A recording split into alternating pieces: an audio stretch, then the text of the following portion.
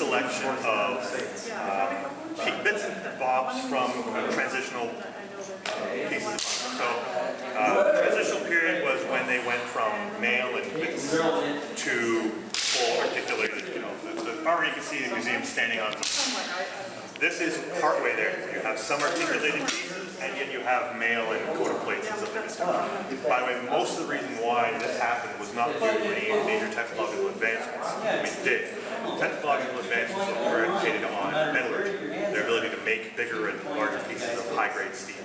That was mostly the problem. Back at the time when guys were wearing mostly mail, any good steel, usually any large amount, was used for weapons. And the armor was primarily iron or steely iron or quality steel. And you could only get small amounts from glue. As technology got better, they could get larger and larger amounts of it. You would be able to get more articulated suits. But also it became kind of a, hey, I'm killed here, I'd like to help. Anyway, when you get dressed in transitional armor, you always start from the bottom up, with one exception, what I'm wearing. What I'm wearing is a point. And it's basically a vest that is purpose-built to hang your legs off.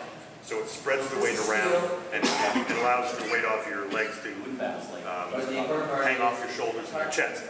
The reason why the legs are so difficult, and it's never really talked about in movies, is that your legs are effectively cones. They're widest at the top, they're thinnest at the bottom, and they're kind of triangular. So if you put anything on it, grab it. Right? So, just off. There. So I have this on, and this is what I'm going to be hanging my armor off of. And you always start with the legs, because if you get all your heavy armor up top and then you bend over to tie your shoes, it's well, at a minimum, it's exhausting, and maximally for yourself. So I'm just going to make sure my poor point is prepared. Start with sabotage. This is our articulated series. Now, this is the piece of the armor that you probably have least consistently among people who will be fighting in this stuff. It's to protect your feet, and if you're on the ground, walking around, they actually can be more of a liability than help. So I think it was probably a personal preference for soldiers on foot. But if you were on a horse, your legs needed to be armored because that was something to attack, notwithstanding the horse itself.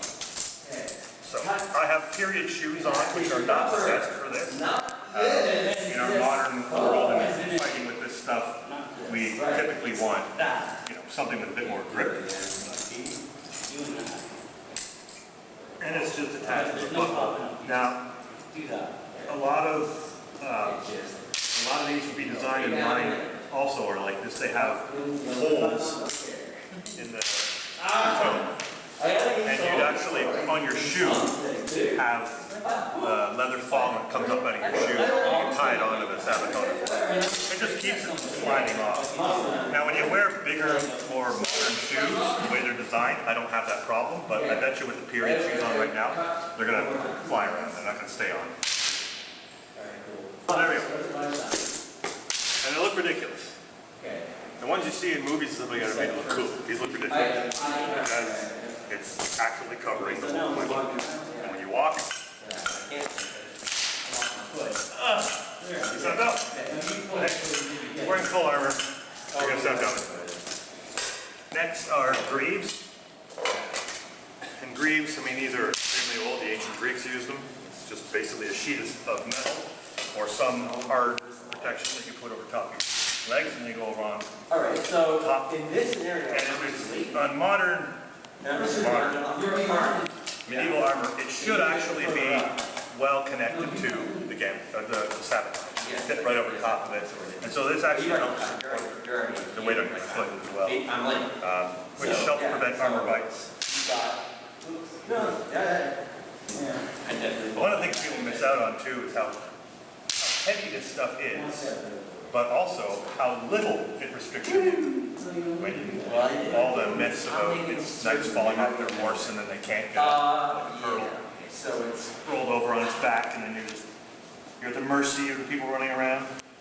And I always thought, before I even got into this, how stupid a concept that was. Like, who would make armor that would leave you so immensely vulnerable in a very, possible and likely circumstance? I'm on a horse, I'm in battle, I might fall off my horse, and if I do, I'm just dead. That's just death. Like, well, that doesn't seem very practical. But anyway, what do I do? But now I do know, and no, that's crap. It's ridiculous, stupid. You're not really done, right? Like, this is great for me, but so you still got this is, these are greaves. No, you Sorry, queefs. Queefs are thigh protection, but it's also incorporated into a knee cup as well. Now, normally I wear a lot more padding underneath this, but I'm not wearing it right now just for just ease of use. But this is really well made, and again, it fits me like a glove, which is bizarre. But part of the miracle of all this is that this doesn't touch my knee. It still doesn't touch my knee. It's actually, all the pressure points at the top of my thigh and on this demi-greave here, which is now a greave. So actually when I go like, I feel it in the foot. So that's how custom made and fitted armor works. Back in the period, everybody would have had armor that was made for them. So when you hear stories of tournaments where the knight wins the other guy's armor, you're thinking, well, that's cool, like that's really super expensive and all stuff like that, but you're thinking, wait a minute, it wouldn't fit him. Even if you wore it, like, it wouldn't fit you. Imagine if and I'm not. How am I going to do that? I saw that coming at me. And really what it was is you won the right to ransom that armor back. So that plays really like it what works.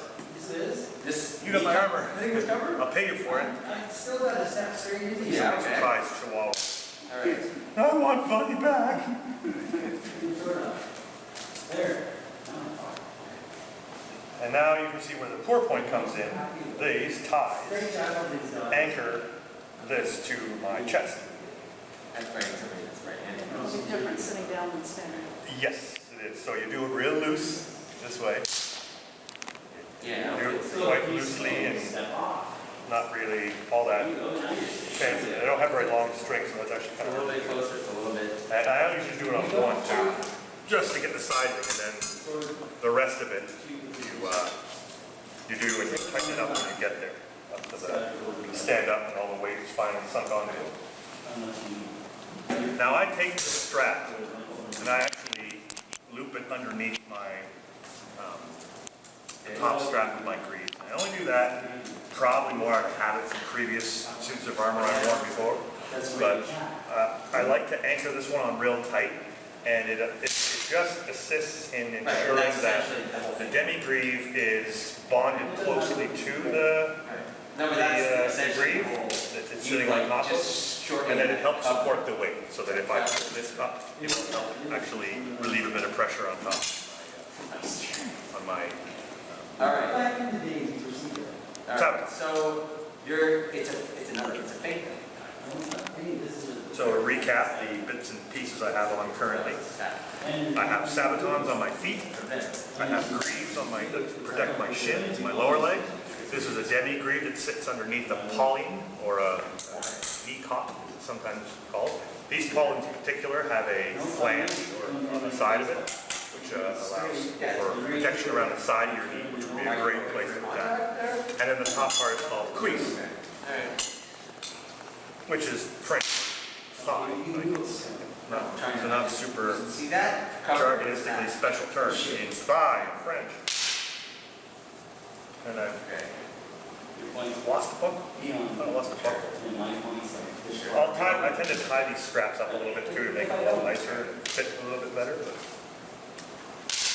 for now, just for the sake of brevity, I'll just get this going. So you notice that all this stuff I can do by myself. I can dress myself. But being out here, that's only the first step to that. We're halfway to that. this is it. This is the only stuff you can really do by yourself. Throwing that as a cut. You can put the mail on yourself after that, the gambas in exposed. And then But after that, you need. like that. All right. What's really funny about that, and what I learned when I first started doing this, was as soon as you get in all that armor, you realize I can't get out of this. No. Like I'm literally at the mercy mercy of somebody else to save me, or I'm wearing this thing for the rest of my life. Like, I can't undo the buckles at the back. At some point in time, I'm going to have to get arrested and then, officer, could you please undo these buckles and check it out? This thing. I've been here for 4 days. And they're all going, I know. Smell you. There we go. This is a little tight. So you just loosen it. Damn it. Okay.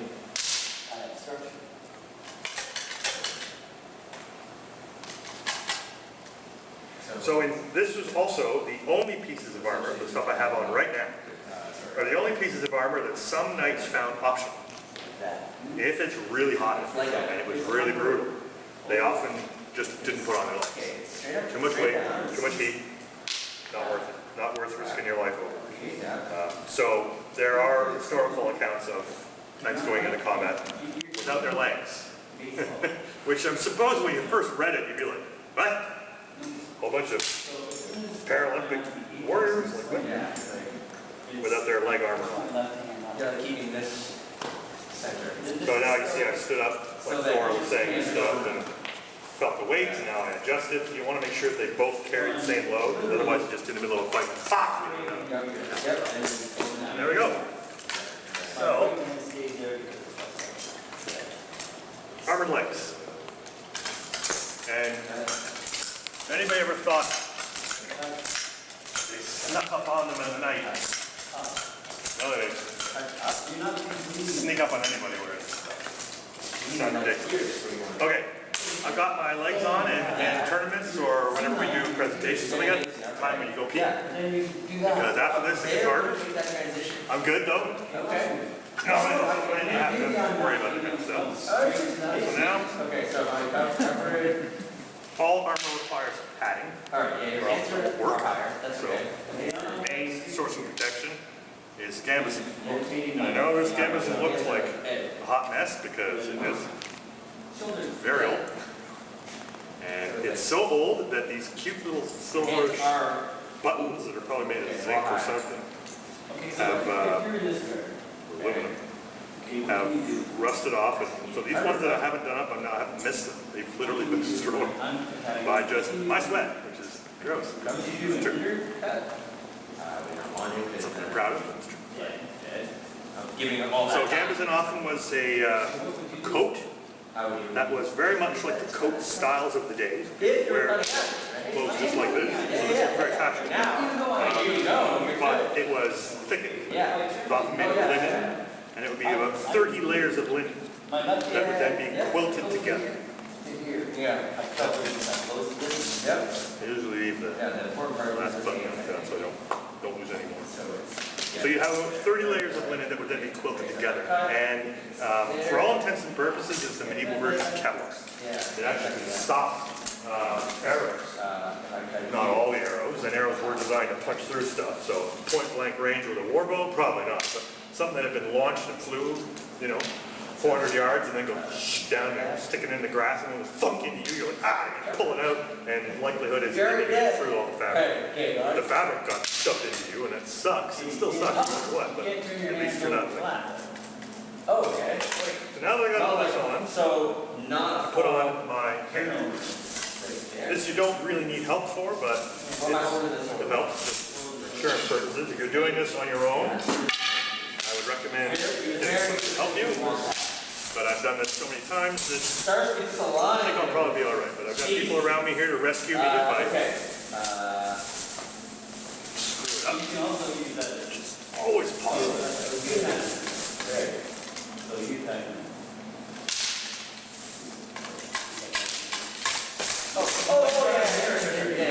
Here we go. Male shirt. Now, depending on the kind of armor, especially when people started wearing really,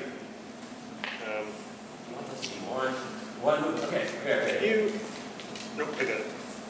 Hooks up on itself sometimes. Actually, I should help. Can you tie that up for me? Just till it's closed, all the way up. That was exactly what you said. Often 4 points would come with mail built into them. Because you're doing this. Make sure to pull that. They often would come with mail built into the gambesons, and ultimately it became poor points. Why have all these multitudinous pieces of mail? They just made a gambesson purpose built. It would have the points. You'd point everything to the gambesson itself, and it would even have gussets and assiettes that would have the mail there, rather than having to wear a mail shirt over top of it, because it's just extra armor. If I have a contiguous breastplate of high-tempered steel, don't need mail underneath it. That's just overkill, right? So, but anyway. Oh, that's where my back is. Cut over the sword. It's all good. Cut over the sword. Cut over the Surprise. sword. Okay, so, ironically, I have basically 15th, almost early 16th century legs and Roman era style technology on, because this is a lorica hamada. I mean, the Roman legionaries wore this first before they got the cool, you know, the cool banded lorica segmentata. This was basically what all Roman military guys wore, or Celtic invaders, or Gaulish invaders, or the German tribes. Basically everybody wore these. This was the height of armor at the time, because it's basically a metal shirt. Now, I don't know if you noticed, but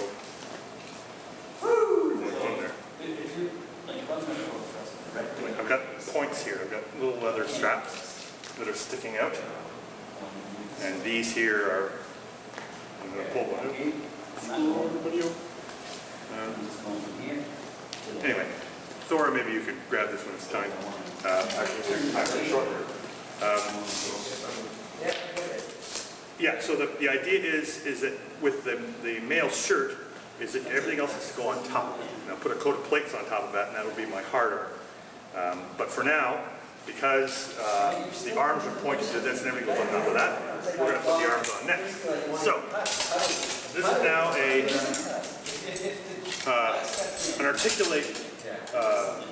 articulated armor for your arm. This is very modernish, and this is very high-tech at the time. And you can see that it's fitted plates of steel that are made for me that move inside each other. It's not super well articulated, it's mostly done with leather straps, so it's kind of a Kmart version of it, but this is how they kept your arm covered in as much steel as possible. You can see now we're coming to this part of the show where I can't do this by myself. I need help. And this is why I had this tied up. So my arm will actually fit on top of it before you tie it on. Make sure this gets in there. Okay. This way. This is where I want to be. Right? Yeah. And if I go to cover, This is why we need squares. This is why we need squares. Yeah, exactly. This is what squires and pages were for. Helping to get armor on.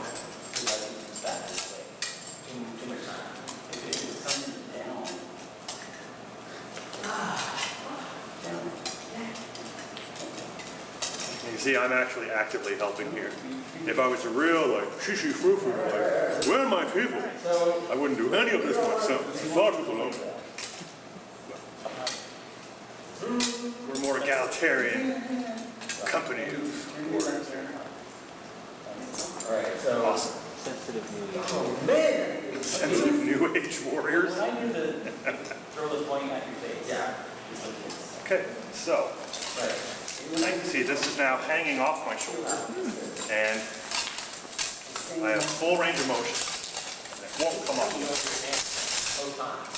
It's well lodged. So the only thing that creeps up is your gamut. There's a bit of drag, but when people were fighting armor and stuff like that, it's all that armor on the battlefield. Those guys smell like dead goats, like rotting dead goats. Smell awful. And when I started doing this, it was only after I got into armor. When you realize that you can smell so bad that you don't even recognize it. You're like, that doesn't even smell like me.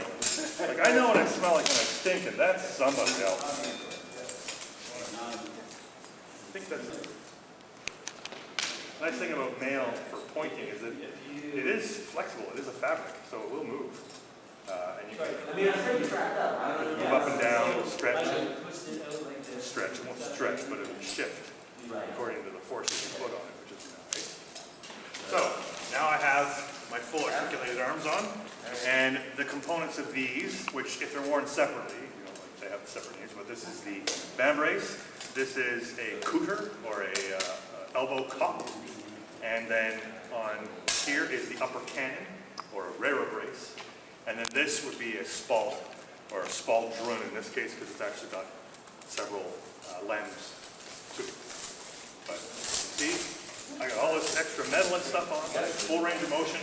I can do everything I need to do, nothing bites, nothing.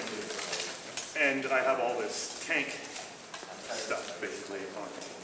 I think I need to punch into the hole on either of these sides just to make sure my elbows stay put. That's a lot. So, one of the pieces of armor that I put on that you don't see that looks really fancy is the Gorget. Now this is somewhat anachronistic. Around this time they didn't really wear Gorgets. They wore a standard here. It was basically a mail and hard leather. I know it. I have one, but I would use it in actual combat, but I have this too. This is the safer of the two options, but this is really from the 16th, 17th century. And it's just a neck, if you want to just... It's just like that handy. The only reason why I'm a little less enamored with these things is because if they're not built great, and this one is, but I've had some in the past that weren't, they actually can hurt you because there's a solid piece of metal coming up around you at all points. So if you know, bad for your neck if you snap over pretty bad. So that is a gambit, a Gorget. It has these cool little splays out there, and they look really neat. The idea of these was if you had this on top of your gambas, which sometimes they did in the 16th century, that it was meant to like merge with it and also maybe hook a point that's trying to get in there. But really the danger is that something hits and slides up and in. So for fully articulated stuff, there wouldn't be a separate Gorget, it would be underneath, which this would be underneath everything, it would be on top of it. So that thing hits it and skips up and it goes here. Often they would have a bit of a lip, like mine is a rolled edge here. You don't want one that's smooth. You want either a rolled edge or, even better, it kind of comes out like this and it's actually a little ledge. So anything comes up and it catches it and it doesn't keep going. But for now, just imagine that it's there. It's much more of a pain in the butt getting a hat on than and get dressed. So if I was going to go at it full kick and a tournament, I would want to wear it. I've never killed anybody, but I tend to see that it's not going to be. But I'm not. So what I'm going to do is put on my glove plates next.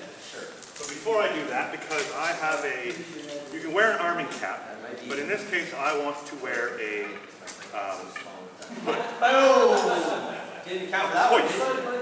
So I use a padded coif underneath because when you wear a male coif, you see it in movies, they have it would bite your ears, pull out your hair, like it's a terrible idea. Plus also male on skin is bad. It's like, fine, you're not a blade, but it's a meat tenderizer basically is what it turns it into. So you always need padding underneath male. So this is the coat of plates, it's painted in my color. And it's, you know, it's kind of floppy. Because the way it's constructed, it's actually not the one solid piece of anything, it's a series of plates, hence the name coat of plates. And you can see it's a bunch of bands of steel or iron, fairly thick, but they overlap each other. So they can move and shift, but when they are all locked into place, they actually create a contiguous layer of steel all the way around you. That also flexes a little bit, which is nice. When you start getting into breastplates and things, there's no movement at all. Rigid chunks. Until you get into more Gothic stuff where you've got a lower piece that slides up and over. And you can see this part I held on. That's my sole contribution to the whole thing. Sora's now doing all the work to get me in, and I need somebody undoing what she's doing to get me out. So, have a good night. Yeah, exactly. I went to work wearing this one time just for a Halloween party. I literally wore all of this, and I drove to work wearing all of it. I spent my whole work day there, and I went home and I drove home wearing it because what am I going to do? If I take it off, I got to carry it. So it's like, well, this sucks. Like I'm in it. So I've literally worn this for a whole day, and you get tired and you get warm.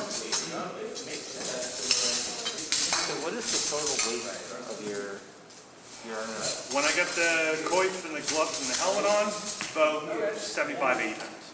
Sure. Then another. You're carrying that weight, but it's not like you're carrying a 75 or 80 pound bag. I think that's like a So, very you get spread all over you. You're just in total 75 pounds heavier.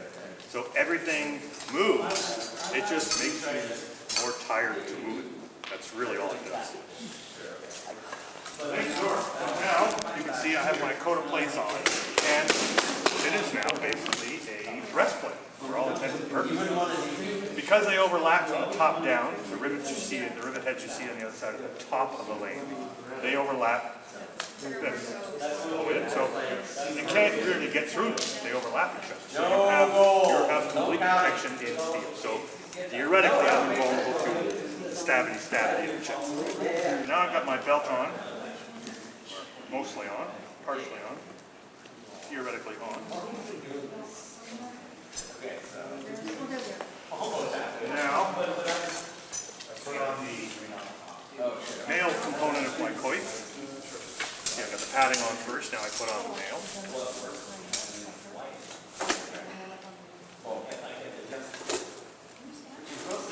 I've heard before from people that wear pretty armor but don't fight that much in it. Man, your coif is gross. Clean it. Well, try cleaning rusty mail. It's pretty hard to do. The way they used to do it back in the day was one of the ways they used to do it back in the day was they put it in a barrel full of sand and vinegar and then roll it down a hill.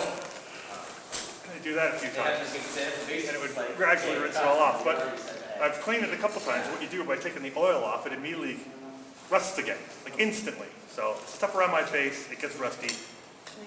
Whatever. I gave up.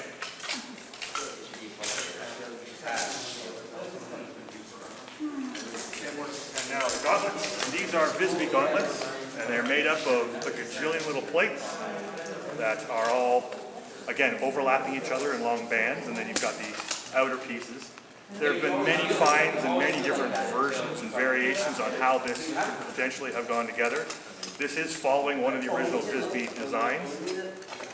Or in terms of its archaeological plates, how they exist, but it's still debated as to how they went together. So some people say they went underneath, some people say they went on top, and they've made replicas of both. All of them are functional, so they work fine. They're some of the most comfortable gauntlets I've ever worn because they're flexible to a certain degree, and I also got lucky that they fit so perfectly. So now I have my metal hands. And you can see they've got a bit of a bib that goes over the top of it. That covers my wrist, that covers that joint. So the only vulnerable part of it really is the palm of my hand. So I've got a football style chin strapping sizeless sling. This is a great helmet. And I don't mean it's fabulous. It is fabulous, but great helm meaning it's bigger than a smaller one. We can go with smaller ones.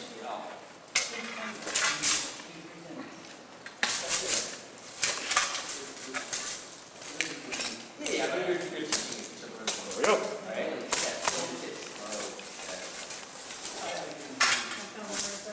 And as you can imagine, I can barely see. You can't see very well. Kind of carefree, but ready for action.